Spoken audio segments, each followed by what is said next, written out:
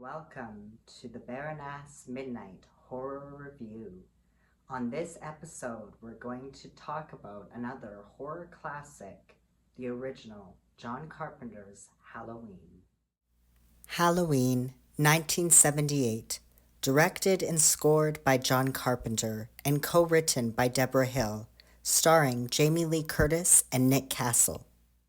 This is honestly one of my favorite horror movies to watch. It gives me all the good nostalgic slasher Halloween vibes.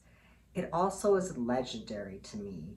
I actually have really enjoyed a lot of the remakes made of Halloween. I really love Rob Zombie's Halloween movies, but there's nothing like the original.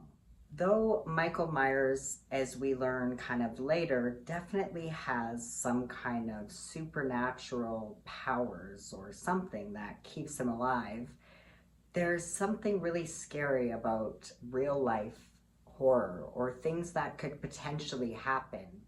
And babysitting alone as a teenager, that kind of presents all sorts of potential fears that could arise. And these kind of movies really installed that in me as a teenager, especially the window scenes with Michael Myers. It's really dark. He's standing right at the window. I remember as an adult, one of my friends did that to me as a prank, and it was so scary. A very tall man I know stood at my dark window. I was actually waiting for him to come over, but I still was terrified when I realized he was standing right there and I couldn't see it because of the reflection in the dark. So there's something just really scary. It really feeds on things that can really happen. Being watched is a fear for most people, as it should be, having your privacy invaded.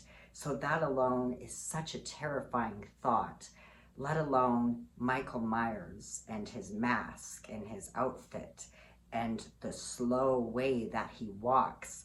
I think that's a really defining feature of Michael Myers as a serial killer, is that he's got a real slow pace and he's not too worried about chasing people. He knows he'll get what he wants, and he always does. And rewatching this movie, which I do at least a couple times a year, I started to realize that there's actually not a lot of gore, or they really don't show a lot of the killing, which is, I think, always so effective in a horror movie.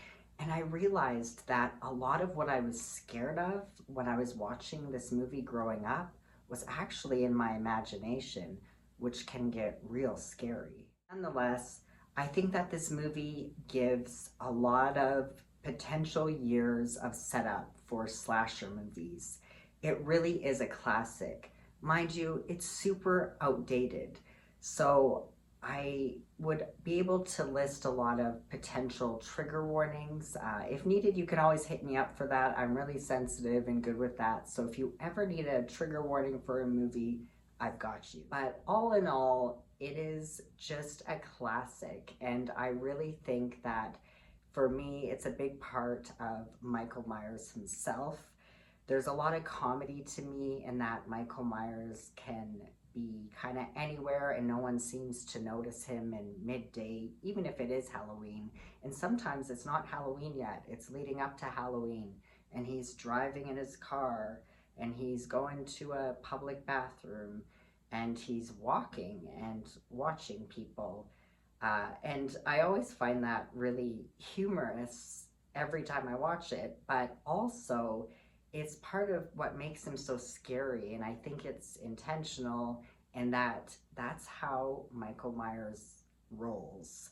He is there walking slowly, publicly, and he just seems to keep getting what he wants, which is brutally killing people.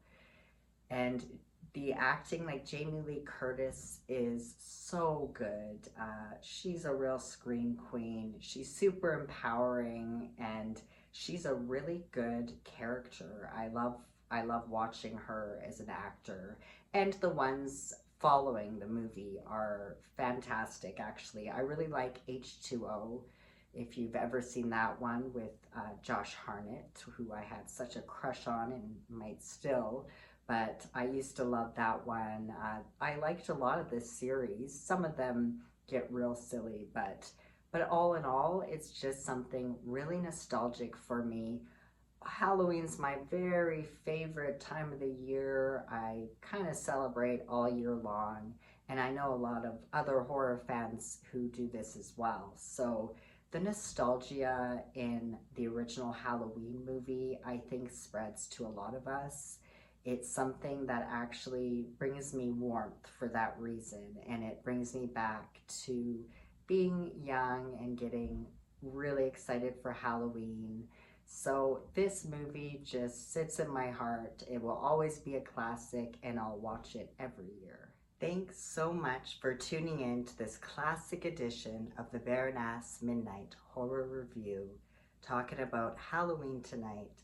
I would love to hear your thoughts on the original Halloween and even the series or other Halloween spin-offs that you've enjoyed or not enjoyed. So please comment, and don't forget to subscribe to my channel, thumbs up my videos, and I'll see you next time.